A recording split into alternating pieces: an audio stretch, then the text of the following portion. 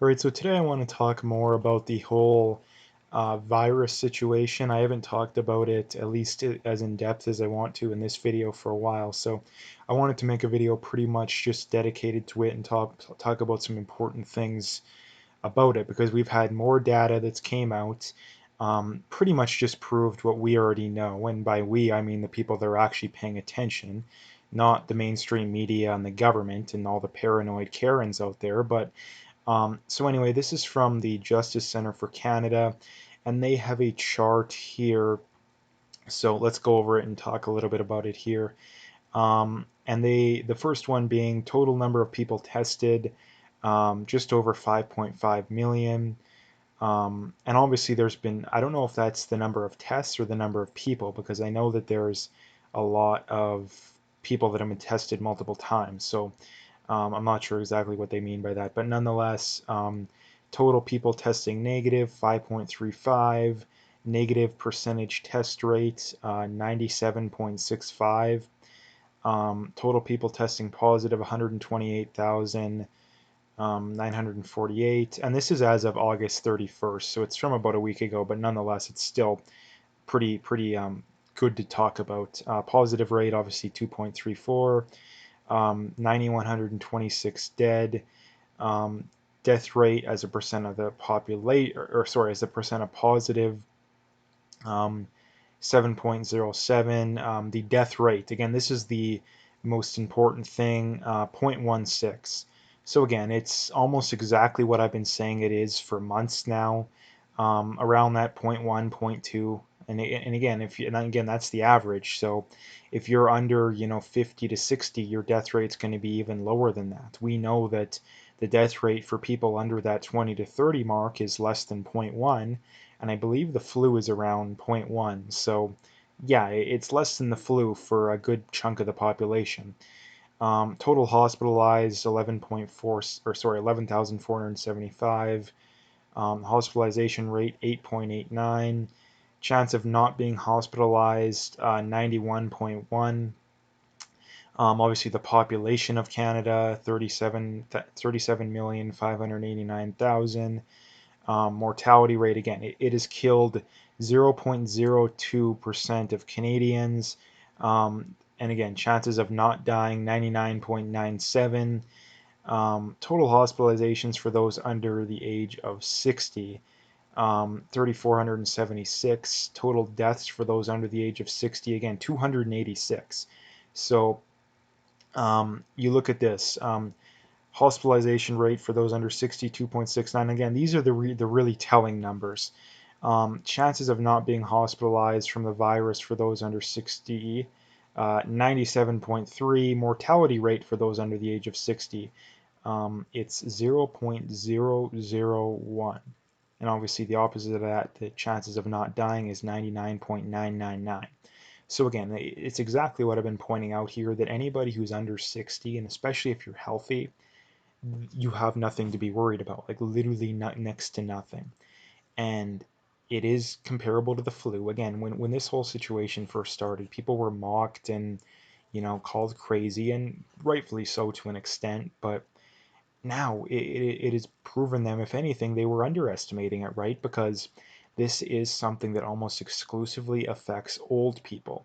And having a one size fits all solution, which is what most areas have, just doesn't work, and there's no need for it. There's literally no need for it. So anyway, this is something that people should be talking about a lot more, so it's the first thing I wanted to bring up here.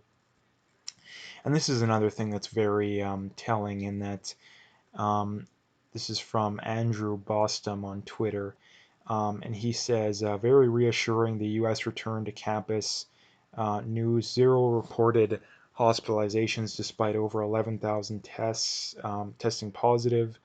So again, these are a compilation of a bunch of universities' tests, and they did 11,018 positive tests, and not one person was hospitalized from it. So again, these are college-age students, so these are people in their 18 to 25 to maybe 30 on the upside, and not one hospitalization, right? Like not one hospitalization. This is just more and more evidence that's as far as it comes to young people, we shouldn't be worried. Like, there's no reason to be worried whatsoever. In fact, if anything, it should be the opposite. We should be going about our normal days. And there should be reasonable precautions when it comes to old people, but aside from that, there's nothing to be worried about. So anyway, that's the next thing I wanted to bring up here. Um, and this is from Tom Fitton, and he goes on to say, the people know the virus crisis is over. Stop the oppression, stop the abuse of our children, stop the destruction of our economy, free our churches, and restore our liberties. And again, this is in regards to the massive crowd that's gathered at the Lincoln Memorial on August 28th. And again, these are overwhelmingly leftists, which tend to be people who overwhelmingly support the lockdown measures. And when they do stuff like this, they're admitting that they really don't care, right? Like, because if they did, um, they wouldn't be doing this kind of stuff. Like, and it doesn't matter whether they're wearing masks. Again, there's no evidence masks work. You look at Alberta, you look at Ontario, you look at Quebec. All of these areas have not maybe exclusive mask mandates on the whole province, province wide, but all the big cities have them, and yet all the cases in every one of these provinces has gone up. I mean, Quebec, it's gone up by quite a bit. So the idea that masks have anything to do with it, I could care less. And they never said that like back in May when people wanted to have the pro-gun protests, in response to the gun ban in Canada. When people wanted to have anti-lockdown protests, they never said that. It's like, oh yeah, we're fine with you protesting as long as you wear a mask. No, it's when we do it, it's fine. But when they do it, it's not fine, right? So people need to wake up. Like, they really just need to wake up because this is just stupid and insane.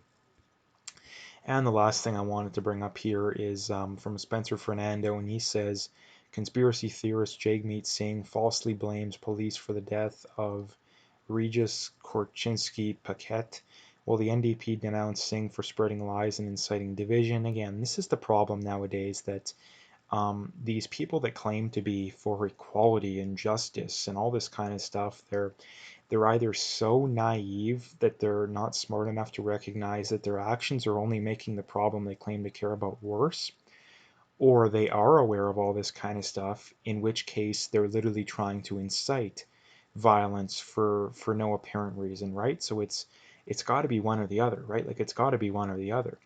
And my guess is that they're well aware of it. Like, I don't believe that a lot of these, the majority at least, of these politicians and these celebrities don't know that police shootings, especially unjustified shootings, are incredibly rare, like incredibly rare.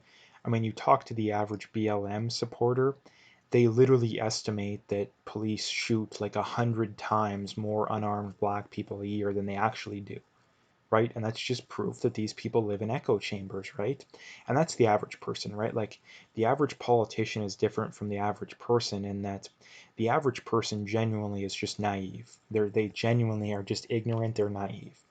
I don't believe that about the average politician.